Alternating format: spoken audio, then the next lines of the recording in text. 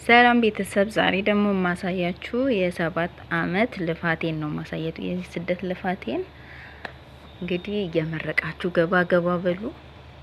ይሄ ሳሎኔ ነው።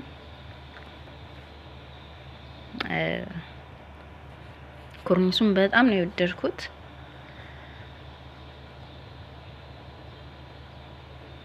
እና በ7 አመት ውስጥ እንደዚህ ይሄን የመሰለ የተንጣለለ ቤት መስራት ትችላላችሁ። ዋናው ገንዘባችሁን ሴፍ ማድረጋችሁን። እንደፈለጋችሁ የምታባክኑ ከሆነ እንኳን 7 አመት 20 አመት ብትቀመጡ እንኳን አንድ የጭቃ ቆርቆሮ አትሰሩም። ይሄ የመኝታ ክላሴ ነው።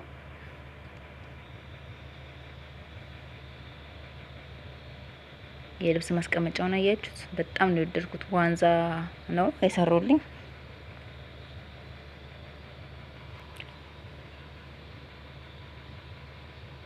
ይሄ ሻወር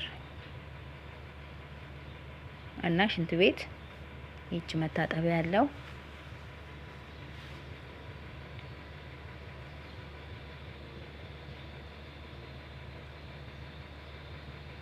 ይሄ ደግሞ የልጆቼ ክላስ ነው።